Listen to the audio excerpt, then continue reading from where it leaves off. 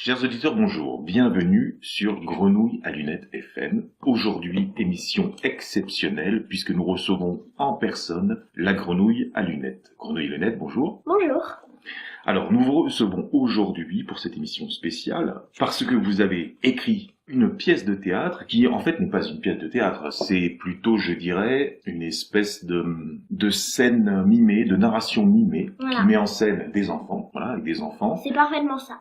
Et ça s'adresse évidemment aux parents qui regarderont cette scène. Alors, on vous présente d'abord, vous êtes la Grenouille à lunettes. Vous êtes fait remarquer déjà par le passé par une petite vidéo que vous avez postée sur je crois, c'était le thème de cette vidéo La dette. sur la dette, effectivement. Et comment ça marche aussi? Comment ça marche, la création monétaire et pourquoi est-ce que la dette augmente, etc. Voilà. Là, je m'en souviens, je l'avais Avec vu, elle avait fait... Bibi et tout. Il y avait Bibi, exactement, oui, je m'en souviens, elle avait fait énormément de vues, je crois qu'il y avait presque 530 personnes qui l'avaient vue, jusqu'à ce que votre papa, le crapaud, décide de la mettre en privé, de façon à ce qu'elle ne soit accessible que par des gens de confiance. Alors, on va présenter cette pièce. Je crois qu'en préambule, lorsque vous jouez cette pièce, en préambule de la pièce de théâtre, vous commencez par poser 3 questions. La première de ces questions, c'est avant l'apparition de la monnaie, les hommes échangeaient des choses. Oui. Puis ce qu'on appelle la révolution néolithique, c'est-à-dire depuis le jour, depuis le moment où l'homme est devenu sédentaire, c'est-à-dire il est passé de chasseur-cueilleur à agriculteur-éleveur, il a eu nécessité d'échanger des denrées, des choses qu'il produisait. Et il l'a fait sans monnaie, puisque la révolution néolithique, à ma connaissance, elle remonte à presque 15 000 ans, et l'apparition de la monnaie en différents endroits du monde est beaucoup plus récente, hein, ça a 2700 ans à peu près. Alors, la première question que vous posez, c'est avant la monnaie, qu'est-ce qu'il y avait? Comment les gens faisaient pour échanger des choses? Alors vous nous dites, c'est ce que je vois écrit sur mon papier, vous nous dites que la plupart des gens à cette question répondent le troc, Oui. c'est-à-dire je t'échange cet objet contre cet autre. D'ailleurs, vous répondez aussi à la question quand est apparue la monnaie, parce que les gens ne savent pas quand est-ce que la monnaie est apparue. C'est intéressant de savoir, de pouvoir dater, de pouvoir donner une période de l'histoire à laquelle... C'est vrai, ça a l'air déjà très intéressant. Oui, merci. La deuxième question à laquelle vous répondez, la deuxième question que vous posez aux auditeurs, enfin pas aux auditeurs, aux spectateurs de votre pièce, c'est qui crée La monnaie. la monnaie, c'est ça. Voilà. Les gens ne savent pas. Alors à cette question, nous avons plusieurs réponses. Les gens donnent toujours à peu près les mêmes réponses. La première question, il y en a qui disent, c'est la banque, enfin les banques centrales, c'est-à-dire les banques qui sont normalement gérées par l'État. Il y en a qui disent que c'est l'État lui-même. Enfin bon. C'est à peu près toujours les mêmes réponses. Ouais. Comme on est dans l'euro, il y en a qui pensent que c'est la Banque centrale européenne. Et la troisième dernière question qui vient en préambule de votre pièce, c'est lorsque l'on fait un prêt à la banque, D'où vient l'argent? d'où vient l'argent? Exactement. D'où vient l'argent avant qu'il soit sur votre compte? D'où il vient? Exactement, tout à fait. C'est ça. Alors nous allons présenter votre petite pièce. Alors ça parle de quoi cette pièce? Ça parle d'un naufrage, voilà. Alors, c'est l'histoire de quoi? C'est l'histoire d'enfants qui étaient sur un bateau, mais ça se termine bien, ça se poursuit bien parce que les enfants sont sauvés et il y en a une dizaine à peu près d'enfants, c'est ça, hein? Et ils arrivent à monter sur des canaux de sauvetage. Malheureusement, ou heureusement, enfin c'est l'intérêt de la pièce, c'est que ces 2 canaux de sauvetage, d'après ce que je lis, échouent sur 2 îles différentes qui portent des noms assez symboliques, hein, assez explicites en tout cas. Le premier nom de cette île, c'est Équilibre, je crois. Et la deuxième, c'est... Et la deuxième, Banqueroute. Elle s'appelle Banqueroute. C'est tout un programme. On comprend déjà de quoi il va s'agir. Alors, ces 2 îles, décrivez-les un petit peu. Elles sont identiques, Elles toutes sont les deux. parfaitement identiques. D'accord. C'est presque des îles jumelles. Voilà. Voilà. Et qu'est-ce qu'on y trouve sur ces îles? Des arbres, Des forêts, des tas de forêts, bien sûr. avec des fruits du coup sur les arbres. Des fruits, il y a à manger. Est-ce qu'il y a des animaux? Oui, bien sûr. Beaucoup. Donc, on pourra même chasser ou même faire de l'élevage. Et faire de la pêche aussi. Et pêcher, bien sûr, parce qu'ils auront des bateaux. On y trouve des forêts, des plaines, donc on pourra cultiver, planter des choux, Des patates, voilà. Des carottes. Des carottes. On pourra faire donc de l'agriculture, on pourra faire de l'élevage, on pourra faire de la pêche. Étant donné qu'il y aura des forêts, etc., on pourra construire des maisons, construire des tas de choses avec du bois. Une table, des tabourets, voilà, d'accord. des chaises, une table. On commence par la première île, d'après ce que j'ai compris. On suit l'histoire de ces enfants, ce qui leur arrive, et comment est-ce qu'ils vont s'organiser sur cette île. Et alors, vous signalez en préambule que c'est pas du tout chronologique. Historiquement, ça s'est pas du tout passé comme ça. C'est-à-dire qu'à partir du moment où on est passé de l'état de chasseur-cueilleur à l'état sédentaire, on n'a pas commencé à s'organiser le travail, chacun de son Non, côté, pas du etc. tout. Pas du tout. Donc là, on fait un raccourci, on fait une espèce de raccourci C'est ça. historique. Alors, on présente les personnages. Vous présentez les personnages, il y en a 5 sur la première île, Équilibre. Alors, pour simplifier, vous les nommez par leur fonction. Il y a qui? Alors, il y a Monsieur Poisson, Monsieur Poisson. Alors lui, qu'est-ce qu'il fait, Monsieur Poisson, sans doute? il pêche. Il pêche, voilà. Monsieur Poulet, lui, il élève des animaux pour Voilà. les manger, bien sûr. Voilà, il fait des poulets, des œufs, tout ça. Monsieur Patate, Ah. c'est l'agriculteur. Alors, monsieur, le Monsieur quatrième. Tabouret. Monsieur Tabouret. Alors lui, on s'en doute. Lui, Lui, c'est il l'artisan. fabrique des chaises et Voilà. tout. Il fabrique des choses. Monsieur Rondin. Et Monsieur Rondin. Alors, Monsieur Rondin, mais qu'est-ce qu'il fait, lui, Monsieur Rondin? Monsieur Rondin, bah, à mon avis, il doit couper du bois, celui-là. Ouais. C'est ça, vous confirmez. Alors, donc, ils s'organisent tous ensemble. Alors, le pêcheur pêche, etc. Et puis, un jour, évidemment, se pose le problème de savoir comment est-ce qu'on partage ou comment est-ce qu'on échange. Alors, ils auraient pu partager, tout mettre en commun, mais comme ça ne correspond pas à quelque chose d'actuel, de contemporain, malheureusement, on est dans un système où on échange des productions et on essaie d'équilibrer cet échange. Et très vite, ils vont être confrontés à ça me rappelle d'ailleurs une histoire, de je crois qu'il s'appelait Louis Even, ou un truc, quelque chose comme ça. C'est un philosophe du début du XXe siècle, je crois, qui avait écrit une histoire de cet ordre, qui ressemblait un peu à ça. Alors, donc, ils vont avoir des problèmes au fur et à mesure de leur développement. De leur développement, ils vont avoir des problèmes, ils vont essayer de résoudre ces problèmes au fur et à mesure, et c'est ce que vous développez dans la pièce. C'est ça. Et chaque solution qu'ils trouvent engendre un autre problème qu'ils vont résoudre ensemble. Alors c'est interactif évidemment, parce qu'on va poser des questions avec le public, hein. Je crois qu'il faut être participer le public même, pour trouver les solutions. Bien sûr. Par exemple, vous mettez, quelle est la première mise en situation? Ben, Monsieur Poisson veut des patates. Il va voir l'agriculteur, Il va donc voir Monsieur Patate, Voilà. et il lui dit, je te donne un poisson et tu me donnes 1 kilo de patates. Il propose d'échanger du poisson contre des patates. Voilà. D'accord. Alors il amène des poissons, j'imagine, il vient pas les mains vides. Oui, bien sûr. D'accord. Et Monsieur Patate, comme lui, ça lui dit bien de manger du poisson, que fait-il? Il accepte. Et bien sûr. Il accepte l'échange, et en fait, donc là, qu'est-ce que c'est ça, finalement? Ça s'appelle comment? Du troc. Ça s'appelle du troc. Ça voudrait dire que la réponse à la première question serait bon, c'est qu'avant la monnaie, c'était bien du troc. Et donc là, ça marche. Oui. Les gens arrivent à échanger. Donc là, c'est Monsieur Poisson qui veut des patates, il propose à Monsieur Patate un échange avec du poisson, et Monsieur Patate accepte, ça marche très bien, c'est du troc. Très bien. La deuxième mise en scène, Monsieur Poisson, comme la première mise en situation, retourne voir Monsieur Patate. Malheureusement, Ces patates sont pas encore poussées. elles sont pas encore sorties de terre. Elle sortira dans un mois, on s'en fiche un peu. Et donc deux possibilités, soit Monsieur Poisson rentre chez lui avec ses poissons et reviendra dans un mois. Ou Deuxième il les possibilité, laisse ici. Ou il les laisse et lui dit, je reviendrai quand il y aura des patates, mais je te laisse mes poissons. Voilà. Donc ça, du coup, est-ce que c'est vraiment du troc? Non. Finalement, non, c'est pas du troc, puisque il y en a un qui a gardé les poissons et l'autre qui repart sans rien. Mais ça veut dire que Monsieur Patate a une dette envers Monsieur Poisson. C'est-à-dire que Monsieur Poisson a une créance sur Monsieur Patate. Bien sûr. Donc ça, c'est pas du tout du troc, c'est un crédit finalement. Mmh. C'est un crédit. Troisième mise en situation, toujours dans la continuité des deux premières. Monsieur Poisson revient dans un mois comme prévu et dit à Monsieur Patate, salut, je viens récupérer mes patates. Et là, alors Monsieur Patate, soit parce qu'il est malhonnête, soit parce qu'il a oublié, c'est une tête de linotte, et dit mais quelle patate, en vertu de quoi je te dois des patates? Il y a cette possibilité, c'est un problème. C'est ça. Donc vous posez la question publique, mais à ce moment-là, comment on fait? Quelle est la réponse à cette question? Ben, tout simplement, au lieu qu'il reparte avec ses poissons vides, enfin, il a donné son poisson, mais il repart avec rien. Et ben, il repart avec une tablette, là où il a écrit 1 kilo de patates. Ah oui, donc Et son nom. effectivement, donc ça veut dire que Monsieur Patate signe une reconnaissance de dette. Il signe quelque C'est ça. chose qui dit que effectivement il doit 1 kilo de patates à Monsieur Poisson. Donc là, du coup, c'est vrai qu'on n'est pas du tout dans le troc. Alors, je vois marqué sur mes fiches qu'il y a aussi d'autres mises en situation. Alors, troisième mise en situation. Donc là, pour le coup, c'est vrai que ça résout le problème. On a vu qu'on n'était plus dans le troc, on a vu qu'on était dans le crédit, et que pour asseoir le crédit, on garantissait ça par une reconnaissance de dette écrite entre les deux protagonistes, c'est-à-dire entre Monsieur Poisson et Monsieur Patate.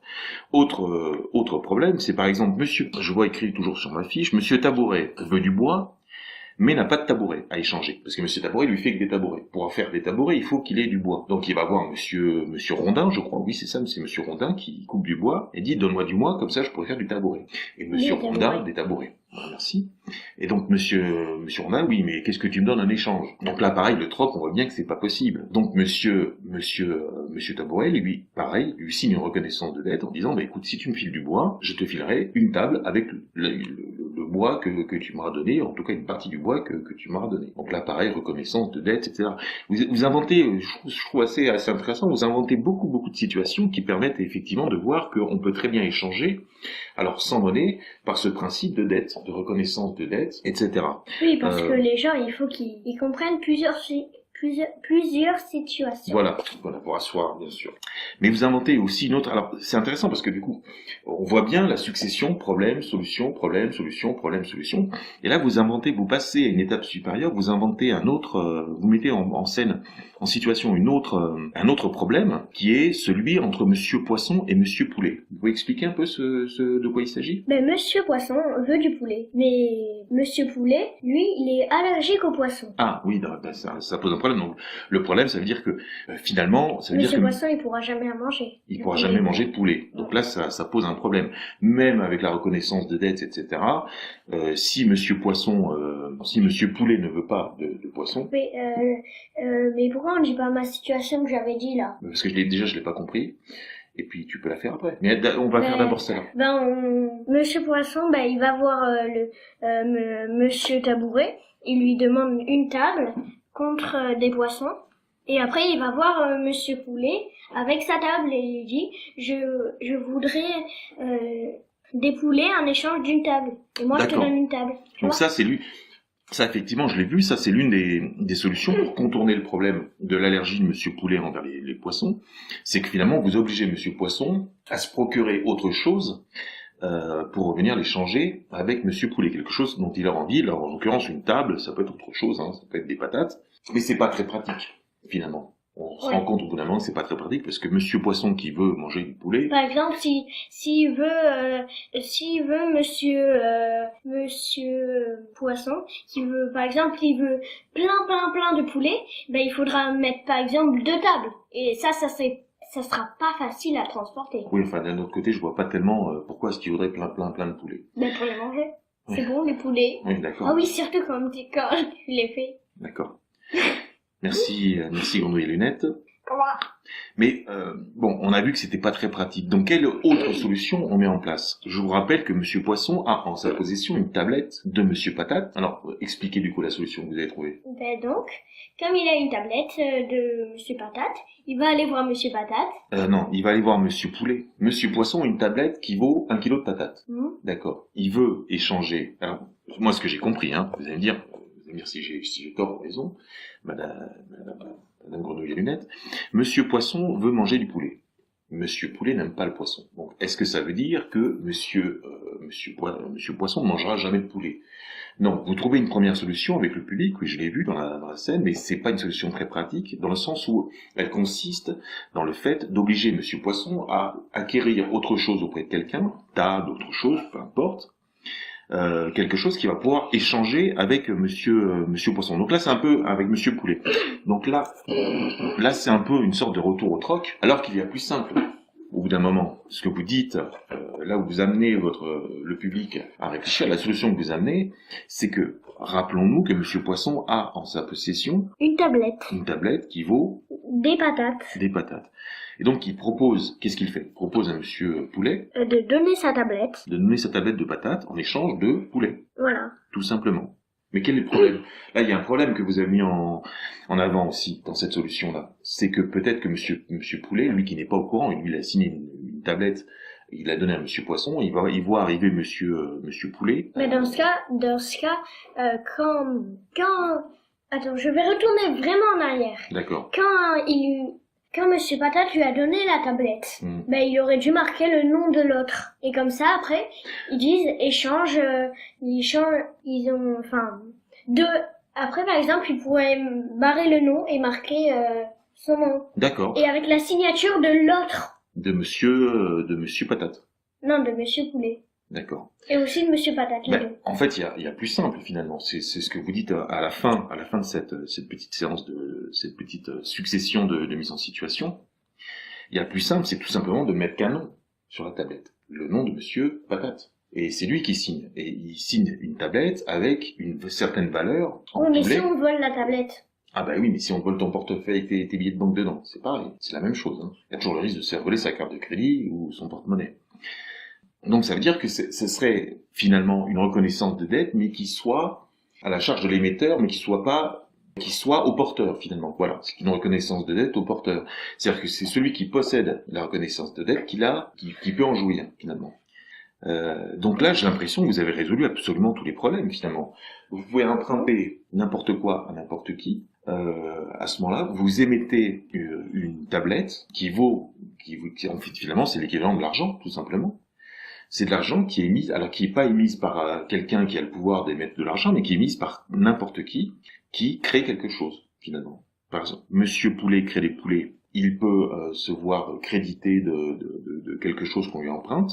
Alors, il y a quand même un petit problème, c'est qu'il faudra quand même réguler ça, c'est parce que, à ce moment-là, dans ce système-là, n'importe qui peut emprunter autant qu'il veut, et peut-être à la fin ne jamais rembourser. Mais, grosso modo, si on arrive un peu à gérer tout ça, et si on arrive à faire en sorte qu'il y ait quelqu'un qui contrôle, ou des gens qui contrôlent un comité, etc., on ne pourra pas s'endetter infiniment et indéfiniment sans payer à un moment donné quelque chose. Mais finalement, ça me fait penser, autant la première tablette, c'est une dette entre Monsieur Poulet et Monsieur Poisson, donc c'est une dette Poulet-Poisson. La solution que vous trouvez, c'est une dette, par exemple, Poulet et au porteur, c'est-à-dire une dette X. C'est ça que vous avez inventé. Donc, si j'ai bien compris, effectivement, vous arrivez à une situation, vous arrivez à une solution pour échanger, qui est d'émettre une espèce de monnaie qui servira d'échange, de monnaie d'échange avec tout un tas d'autres gens. Par exemple, on revient sur Monsieur Poisson qui a cette fameuse tablette où il y a écrit que Monsieur Patate doit 1 kilo de patates, mais pas forcément Monsieur Poisson, mais à n'importe qui d'autre. Et avec cette tablette, Monsieur Poisson pourra acheter du poulet, acheter, s'il en a suffisamment, du bois à Monsieur Rondin, acheter une table, etc., etc. Avec toujours, évidemment, la notion de contrôle, qu'il n'y ait pas Monsieur, par exemple, Poisson, qui emprunte, ou Monsieur Poulet, etc. Alors vous allez même plus loin, parce que vous montrez à quel point ce système est vertueux, dans le sens où il rend inefficace, en tout cas inutile, de produire plus qu'il n'est nécessaire. Vous racontez un jour cette histoire de Monsieur Patate. Vous pouvez nous raconter cette histoire de Monsieur Patate? Oui.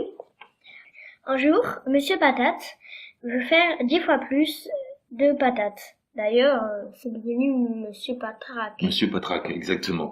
Il voulait devenir riche, peut-être, on ne sait pas ce qui lui a pris, donc il a coupé les arbres dans son jardin pour planter 10 fois plus de patates. Il s'est rendu compte de quoi? Que ça marchait pas. Ça marchait pas, ça servait à rien. Elle pourrissait, pourquoi? Parce que les gens les mangeaient pas plus que d'habitude. Voilà, ils mangeaient pas plus de patates qu'ils n'en mangeaient d'habitude. Donc ça servait à rien de surproduire. Il suffisait de produire uniquement ce qu'il est nécessaire, ce que les gens avaient besoin. Donc ça, c'est ce qui se passe sur la première île. Donc c'est vrai que c'est assez intéressant parce qu'on voit que on peut très bien vivre, échanger, trouver un système d'échange. Tout à fait, c'est pour ça qu'on a fait cette scène. C'est pour être intéressant et que les gens comprennent surtout. Voilà. La vie suit son cours. Alors vous racontez, il y a plein de situations, de mise en situation. La vie suit son cours. Les villageois toutes les semaines se réunissent autour d'un grand arbre qui s'appelle l'arbre sacré, un grand arbre extraordinaire. L'arbre sacré, voilà, ils font des fêtes, ils se réunissent, il y a du partage, etc. Même si c'est un système mercantile, un système d'échange, etc. Les gens sont quand même, voilà, ils vivent heureux. Ils produisent pas plus qu'il n'est nécessaire. Ils produisent dont ils ont besoin. Ils échangent. Ils s'endettent, ils remboursent leurs dettes au fur et à mesure. Et puis un jour, vous racontez qu'ils décident d'aller voir l'autre île, leurs copains. Pour voir qu'est-ce que ça se passe là. Comment ça se passe et de prendre des nouvelles, parce que c'est leurs copains. C'est leurs copains. Ils ont été séparés par les courants. Les autres ont échoué sur l'autre île. Ça doit faire déjà plein de mois, donc ils sont très ravis. Ils seront très ravis. Et donc ils se réunissent sous l'arbre, et puis un jour ils se posent la question, effectivement, comme vous le disiez. Mais qui va aller là-bas? Du coup ils décident tous ensemble de demander à Monsieur Poisson d'aller voir sur l'île. Et c'est ce que fait Monsieur Poisson. Monsieur Poisson se rend sur l'île et là, il revient complètement effaré, c'est ce que vous racontez, et il raconte aux autres ce qu'il a vu. Et alors, ce qu'il a vu, c'est absolument incroyable. Il y a une ambiance absolument délétère. Impossible à vivre. Impossible à vivre. Bah, tout simplement parce que des gens travaillent. Ils voient des gens qui travaillent. Alors ils font que travailler. Que travailler. Ils demandent des nouvelles de son homologue pêcheur, oui. Comme avait fait Monsieur... Monsieur Patate. Monsieur Patate, qu'est-ce qu'il avait fait? Bah, il avait planté beaucoup de patates et tout. Oui, bah, oui. C'était pareil. Comme avait voulu faire Monsieur Patate, oui, effectivement. Enfin, Monsieur Patraque. Sur l'île, là, du coup, il y a que des Monsieur Patraque partout. Hein. Monsieur Poisson, c'est plus Monsieur Poisson, c'est Monsieur Poison. Monsieur Patate, c'est plus Monsieur Patate, c'est Monsieur Patraque. Voilà. Bref. Alors, et donc, il cherche à avoir Monsieur Poison. Hein, alors, du coup, on va changer les noms, on va l'appeler Monsieur Poison. Il demande à quelqu'un, il l'arrête dans son travail, dans son élan, et il lui demande Monsieur Poisson, vous voyez, enfin Monsieur Poison, où est-il? Il est parti tôt ce matin à l'aube. Ah bon, comment ça se fait qu'il est pas revenu? Il est midi. Ah, mais il revient que le soir quand il fait nuit. Il pêche toute la journée. Mais à quoi ça sert? Moi, je pêche que 2 heures par jour. Elle dit, il faut bien produire. Il faut produire. Il comprend rien du tout. Il sait même pas ce que ça veut dire. Il comprend pas. Et Monsieur Poisson, il est très étonné que Monsieur Poison, il passe toute sa journée à pêcher. Il se rend compte qu'il y a des champs de patates absolument partout. Il se rend compte qu'ils ont rasé quasiment toutes les forêts pour planter des patates. Il s'assoit sur un tabouret tellement il est ahuri. Le tabouret casse sous ses fesses. On lui explique que effectivement, c'est un tabouret. Les tabourets sur cette île tiennent pas longtemps parce que s'ils tenaient longtemps, celui qui fabrique des tabourets n'en vendrait plus. Donc celui qui fabrique des tabourets, justement, on lui explique qu'il fabrique des tabourets qui cassent très très vite. Comme ça, une fois qu'ils sont cassés, on peut en racheter. On est obligé d'en racheter. À part certains tabourets fabriqués dans l'arbre sacré. Et là, il se rend compte, oui, ils ont coupé l'arbre sacré. Alors là, il est vraiment très étonné. Parce que même dans mon histoire, je sais pas si je l'avais raconté, mais il est très très choqué. Il a jamais été autant choqué. Aussi choqué. Ouais, c'est pas étonnant. C'est l'arbre sacré. C'est l'arbre sacré, justement, qui donne des fruits, etc. Et celui qui fabrique des tabourets, Monsieur Taboulet, il l'a coupé pour avoir une justification du fait que les tabourets faits dans ce bois-là sont plus solides que les autres. Alors que lui, sur son île équilibre, ils sont fabriqués avec du bois lambda et ils cassent pas, ceux-là. Il voit même, alors des panneaux, il a jamais vu ça de sa vie, des panneaux, comment on appelle ça? Des panneaux de publicité. De publicité, voilà, où il y a marqué, mangez du poisson, mangez des patates, mangez ceci, mangez cela, enfin, etc. C'est bon le poisson pour votre santé.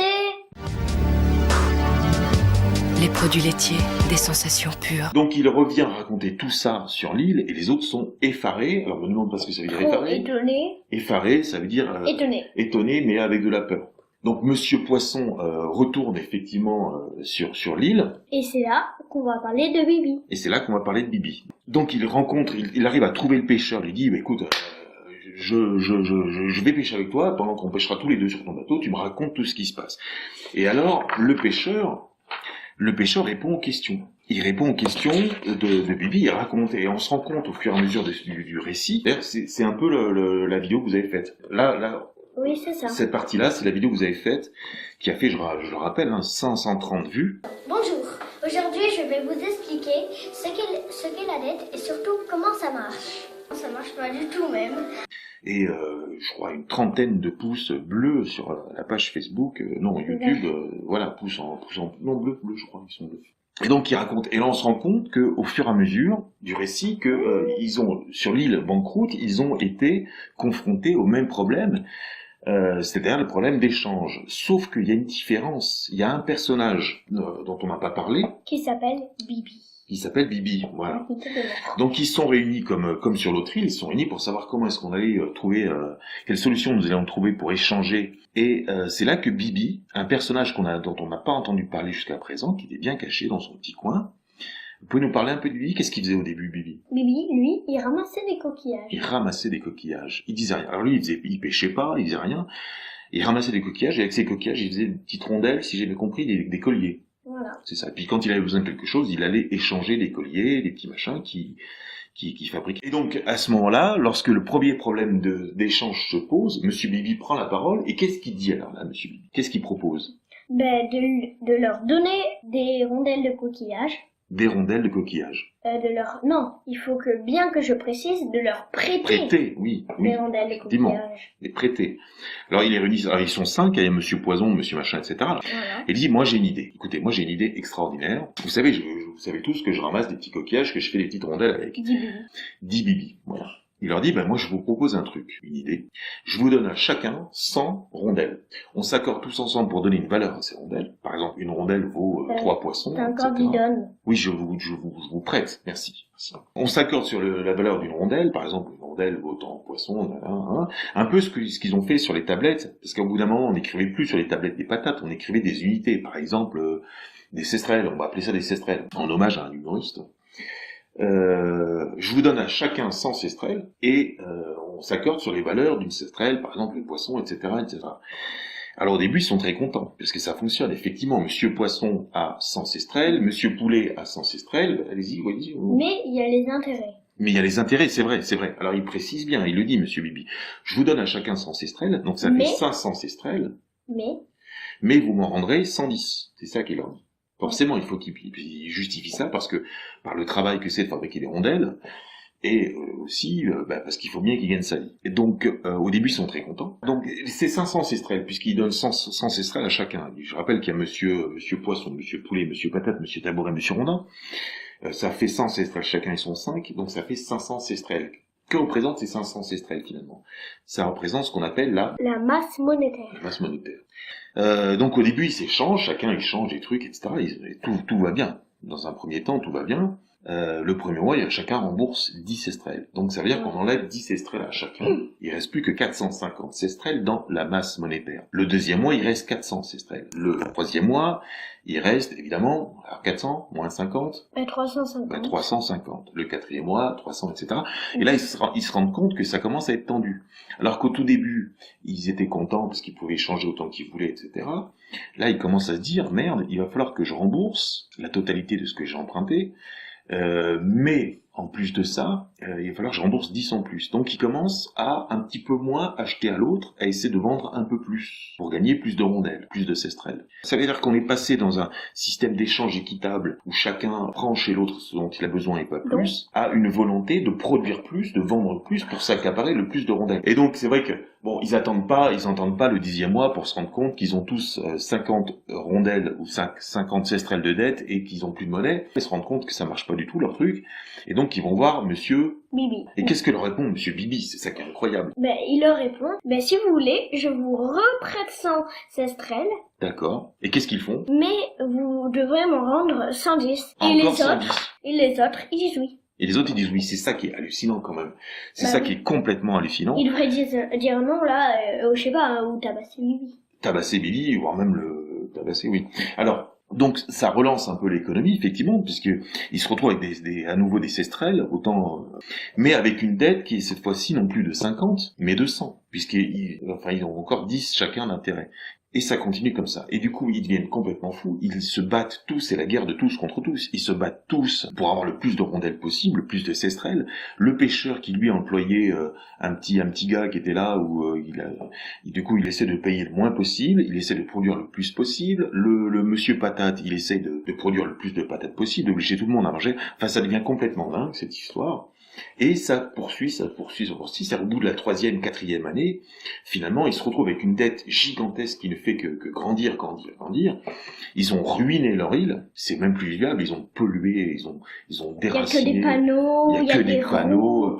Voilà, et il n'y a même pas une chaise qui tient debout parce que c'est ce on appelle ça l'obsolescence programmée. Comme les ampoules. Exactement, comme les ampoules, tout à fait. On a limité à 10 000 heures, je crois, un truc comme ça, voilà. Ou des pantalons. À l'arrivée, ou des pantalons, exactement, oui, un gros trou énorme sur votre genou, mais ça, c'est peut-être parce que vous faites aussi la grenouille un peu trop souvent.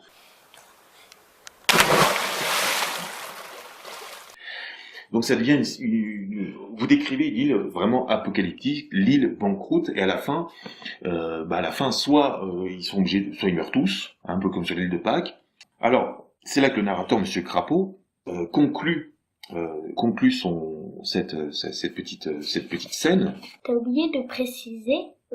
oublié de préciser Crapaud qui pète. Crapaud qui pète, oui, c'est là que Monsieur Crapaud qui pète finit de raconter cette histoire. Et c'est là que, à nouveau, la pièce de théâtre, en tout cas la narration mimée, redevient interactive. C'est là que le narrateur, Monsieur Crapaud-Qui-Pète, s'adresse au public et leur pose 2 questions. Première question, sur quelle île voudriez-vous vivre? Alors évidemment, les gens répondent l'île de l'équilibre. L'île de l'équilibre, évidemment. Deuxième question, sur quelle île pensez-vous vivre en réalité? L'île de Banqueroute. L'île de Banqueroute. C'est ça, exactement. Cette île-là, qui est infernale, qui est un enfer, on travaille 1000 fois plus que nécessaire. On produit, on surproduit, on surconsomme. C'est absolument délirant. C'est notre île à nous, c'est l'île sur laquelle nous sommes. Alors, maintenant, une fois la narration terminée, on en revient aux réponses aux questions. Et là, ça devient intéressant. On pourra peut-être en parler plus tard de ça, parce que c'est un peu compliqué. Mais la réponse aux questions, c'est, depuis la révolution effectivement néolithique, qu'on constitue en moins 15 000 ans à peu près, l'apparition de la monnaie, se situant entre moins 700, moins 650 avant Jésus-Christ. Alors, la légende dit que c'est le roi Crésus, ou en tout cas son père, qui se promenant au bord de la rivière Pactole, je crois que c'est une rivière. Je la connais. Vous connaissez cette rivière? Vous la connaissez pas tant que ça? Je la connais parce que quand on a lu avec la maîtresse, je sais pas, il y avait la rivière Pactole avec de l'or dedans, il paraît. Ah ben oui, c'est pas il paraît, enfin c'est dans la légende. Effectivement, il a eu l'idée de créer la monnaie. Ce serait voilà. Donc ça daterait de moins 650. Grâce à l'île de Pactole. Mais donc on se rend compte juste en réfléchissant un peu, en se mettant en situation, comme sur la première île, que évidemment que le troc ne peut pas fonctionner. Le troc a existé. Il ne peut pas fonctionner à certaines raisons. Pour certaines raisons, voilà. Sinon, il peut fonctionner à part les raisons. Mais il peut fonctionner de façon ponctuelle entre 2 personnes à un certain moment, limité. Mais en tant que système économique, c'est complètement dysfonctionnel. Le troc a existé, et comme il existe toujours, si vous allez sur le site Le Bon Coin, vous trouver des gens qui veulent échanger des Mercedes contre, je sais pas, des motos. Des tables. Ou des tables. C'est peut-être plus rare, ou un jet ski. Donc le troc existe toujours, mais il a exactement la même importance qu'il a aujourd'hui qu'il l'avait autrefois. La deuxième réponse à la question en préambule, c'était qui crée la monnaie. Voilà, la plupart des gens pensent que ce sont les banques centrales, ou l'État, etc. On se rend compte, vous expliquer un peu plus tard, là on est dans la partie un peu conférence, vous expliquez qu'en réalité, non, c'est pas du tout. 95% de la monnaie, de la masse monétaire, c'est de l'argent dette, c'est de l'argent du fameux Bibi. Voilà. C'est l'argent du fameux Bibi. C'est-à-dire c'est de l'argent dette qui, si on met 100 € dans la masse monétaire, il faut en rembourser. Alors, sur l'île, c'est 110, alors qu'en réalité, ça dépend du taux du crédit, etc. Mais quand vous empruntez 100 000 € sur 25 ans à 4%, vous remboursez en général le double de 100 000 €. Donc c'est de l'argent qui vaut très très cher. Et ça revient à quoi? Ça revient à ce qu'on achète notre argent. C'est ça qui est délirant. On devrait pas avoir à acheter notre argent. Parce que comment on fait? On achète notre argent avec de l'argent. Donc c'est bizarre. Eh ben pas tout à fait. On achète notre argent avec notre travail, avec ce que l'on produit. Et là on est tous dans le même panier. Il faut bien comprendre ça. Les ouvriers, les employés, mais aussi les patrons, même les très grands patrons, sont esclaves des banques. Il faut bien comprendre ça. L'esclavagiste, c'est le banquier. Il faut bien comprendre. C'est pour ça que il y a plein de gens qui sont là pour détourner un peu l'attention de tout ça, ce qu'on appelle les artos, les machins. Ils parlent pas trop des banques, les poutous, les machins. Ils ont que les patrons à la bouche. Alors qu'en réalité, les patrons sont dans le même bateau que nous. Si on devait faire une analogie, c'est un peu comme un gros costaud et un petit maigre dans une cellule, qui sont dans une prison, donc forcément. Tant que chacun a suffisamment à manger, si on leur donne suffisamment à manger, le gros costaud, il n'y a pas de raison qu'il aille piquer le dessert. Bon, il va peut-être lui piquer son dessert s'il n'est pas gentil, mais rien ne le poussera à piquer un peu dans le plateau, dans l'assiette du petit maigre. Mais par contre, si on donne qu'un seul plateau, il y a toutes les chances que le gros costaud, vous avez compris, c'est le patron, le petit maigre, c'est l'ouvrier. Voilà. Je schématise. Donc forcément, si chacun est pris dans cette espèce de cercle vicieux, de la monnaie, comme on se bat tous les uns contre les autres, évidemment le patron va vouloir se battre contre l'ouvrier, etc., le payer le moins possible. Alors que si on avait chacun notre monnaie et qu'on pouvait la créer autant qu'on en voulait, on n'aurait pas besoin de tout ça. Alors vous expliquez après comment ça fonctionne. Vous parlez effectivement, mais ça, à la limite, si les gens veulent en savoir plus, si les éditeurs veulent en savoir plus, ils auront qu'à Continuez. chercher sur Internet, on trouve toutes les réponses. Le problème de monnaie secondaire scripturale, le problème de monnaie centrale scripturale ou corporelle, la quantité, la part de chacun, comment est-ce qu'ils fabriquent, comment est-ce que les banques fabriquent. Alors oui, la troisième réponse à la troisième question en préambule, c'était comment les banques fabriquent de l'argent. Et ben par le crédit tout simplement. Là, on parlait de bilan comptable, de l'actif, le passif, etc. Donc ça, on va pas parler de ça tout de suite. Alors la conclusion de notre émission, en conclusion, sur l'île de l'équilibre, on a commencé par créer une monnaie qui était une dette de Pierre envers Paul, par exemple, une monnaie Pierre-Paul, et on en est arrivé à une monnaie Pierre-X, une monnaie une dette ou une créance, ça dépend dans quel sens on prend le truc, et qui appartient à celui qui porte cette dette, qui possède la tablette. On a pris les tablettes évidemment en référence aux tablettes sumériennes qu'on a retrouvées il y a une petite centaine d'années maintenant. Et vous racontez aussi cette histoire d'or, et effectivement je trouve ça intéressant, cette histoire d'or, c'est la création de cette monnaie, parce que fait Bibi en fait? Qu'est-ce que c'est que la monnaie? Voilà, mais cette monnaie, ces coquillages. Finalement, ça reste une monnaie également, comme les tablettes sont une monnaie, ça reste une monnaie, mais une monnaie XY. C'est une monnaie que lui seul peut produire, il peut en produire autant qu'il en veut, et qu'il vend aux autres, et une monnaie donc qui coûte très cher. C'est une monnaie, c'est pas une monnaie Pierre. Donc on achète la monnaie. On achète une monnaie, c'est une monnaie XY que lui seul peut produire. Il faut bien comprendre que celui qui crée la monnaie, c'est celui qui a le pouvoir absolu. C'est lui qui a le pouvoir. Voilà. Écoutez, je pense qu'on peut conclure et qu'on peut arrêter l'émission ici. Madame la grenouille à lunettes, vous êtes venue avec vos lunettes encore. Oui, votre cri de guerre que l'on connaît très bien. Je vous remercie, c'est surtout moi qui ai parlé, je m'en rends compte parce que je sais que c'est pas facile. C'est votre première émission de radio? Oui. Oui, parce que si vous faites, si vous faites oui avec la tête, comme c'est une émission de radio, forcément les gens vont pas le voir. Alors ça vous a plu cette émission de radio? Est-ce que vous reviendrez nous parler, nous raconter d'autres choses? Oui, si j'en sais plus, oui. Si vous en savez plus, d'accord. Comment vous êtes-vous intéressé à ces questions-là? Comment c'est? C'est curieux quand même. C'est vrai que c'est assez étonnant. Donc Madame la grenouille lunette, je vous remercie d'être venue. Merci. Et à une prochaine fois. Au revoir, mesdames et messieurs. Bien, merci à tous de votre écoute. Ou si seulement ça vous a rendu curieux, sur cette même chaîne, il y a plein de vidéos qui parlent de ça. Notamment une vidéo de Gabriel Rabhi qui est extraordinaire, que je vous conseille. Il y a aussi la chaîne de Gérard Fouché, qui est vraiment extraordinaire aussi. Il y a bien sûr Étienne Chouard, il y a le documentaire La Dette, qui en parle aussi. Et si vous avez compris, surtout, essayez d'expliquer à d'autres qui n'ont pas compris. Ah oui, bon conseil. Merci à tous, ciao, bisous. Before the Great Recession, I built luxury apartments, schools and fire stations and some government departments. I didn't have a penny, but the banks were more than willing to throw me over the counter in excess of 80 million. Mush-a-ring-dum-a-doo-dum-a-da. What fall the daddy-o? See how the money grows, there's whiskey in the jar. I lay in bed till lunchtime cause the work was subcontracted. Then me and the bank manager socialised and interacted. They'd give me all this money and they told me not to worry. And about the hour of payment, sure there wasn't any hurry. Mush-a-ring-dum-a-doo-dum-a-da. What fall the daddy-o? See how the money grows, there's whiskey in the jar. I splashed out piles of euros, paying Poles and Lithuanians, Slovakians and Slovenians, and some Turks and some Romanians. And with the millions that were left, I bought a helicopter.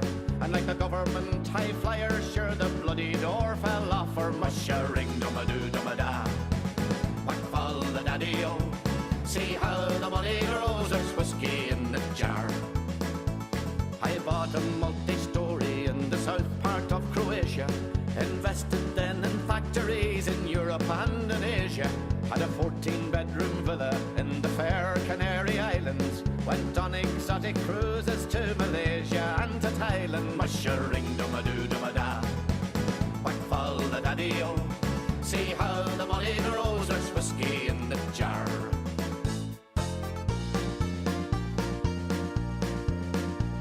Well, then the bank, they rang me and they told me they were worried. Could I ever pay the money back? 'Twould be better if I hurried. Their brainy chief executive needed millions for his